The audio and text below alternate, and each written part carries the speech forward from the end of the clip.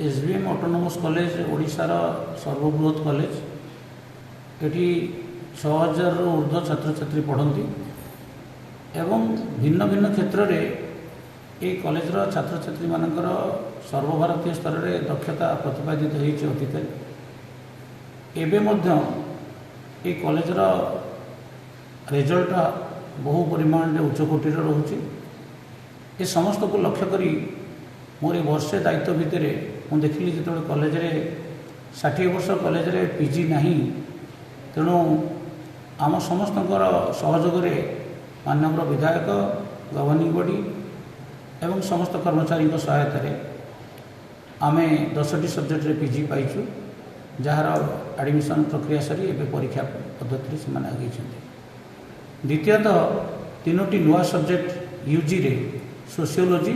Psychology and geography को एठी आनीचु एवं यह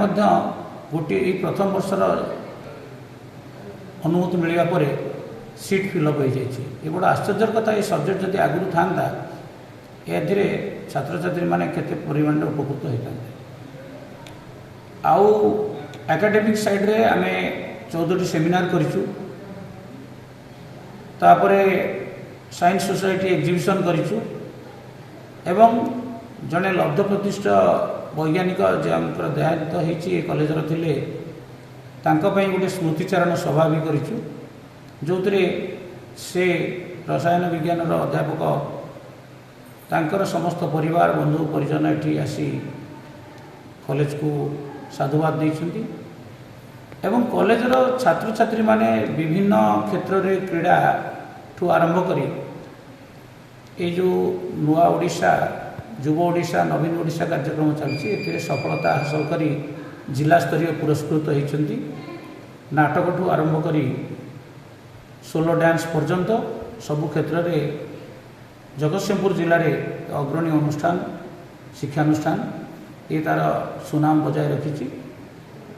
एवं आर जो कायाकल्प फिजिकल स्ट्रक्चर रे आमे गोटे वर्ष भितर माननीय विधायक सहायतार विजु पट्टनायक ऑडिटोरियम को नवकलेवर देइछु एवं 2.75 कोटी टंका व्यय चीफ मिनिस्टर स्वतंत्र सहायता पार्टी एटी रिनोवेशन कार्य करिछु। 15टी स्मार्ट क्लासरूम करिछु। 5000 स्क्वायर फुट्र ई लाइब्रेरी तैयारी सरी से ताबे छात्र छात्री व्यवहार उपयोगी होगा जाऊँगी। से 30टी कंप्यूटर जोगे दि जाए। पुणी देखिले वर्ल्ड बैंक सहायतार निर्माण सरिलानी एक आधुनिक बिल्डिंग जोटी यूजी एंड पीजी क्लास गुड़िक बांटी एवं आउ गोटे मुख्य कथा ये कॉलेज जो मुख्य फाटक ताहा जराजीर्ण अवस्था थिला, ताकू पूर्णांग नवीकरण करिवार योजना चाली रही एवं कॉलेज सामना को लगी जो बृहत प्राचीर जहाँ नथिला से प्राचीर निर्माण सरलानी। आमर मल्टी स्टाडियम बाट देकी कॉलेज बाउंड्री दीर्घ दिन धरी जो बाउंड्री नथिबारु ट्रेसपासर्स भीतर दे प्रवेश करुले जांच करुले आगामी दिन में बंद हो एवं कॉलेज तार स्वतंत्र परिवेशर परिचय पाइब। आउ यार खेल पड़िया बहुत उन्नत एवं निकटरे ताकू मध्य आमे परिमार्जित करिचु। विभिन्न दृष्टिकोण खेल पड़िया को आकर्षित करथिबारु आमर काउंसिल स्तर खेल क्रिकेट मैच एवं यूनिवर्सिटी स्तर खेल क्रिकेट मैच आमको मिली। यूनिवर्सिटी स्तर 25टी कॉलेज आसिकी एठी खेलिबे। ये खेल पड़िया से धरणर मान्यता बहन करे एवं हॉस्टेल उभय छात्र छात्री निवास और छात्री निवास छात्र निवास और छात्री निवास यह अति उत्तम धरणर परिचालित पिलामानंक पाई समस्त सुविधा हॉस्टेल रे जोगे दिया जाइछि एवं नूतन करी एडमिशन करथुवा पीजी छात्र छात्री माने सुदूर कोरापुटरू मालकानगिरी केन्द्रापड़ा बालेश्वर आसिकी एठी पीजी छात्र छात्री माने रहउचंती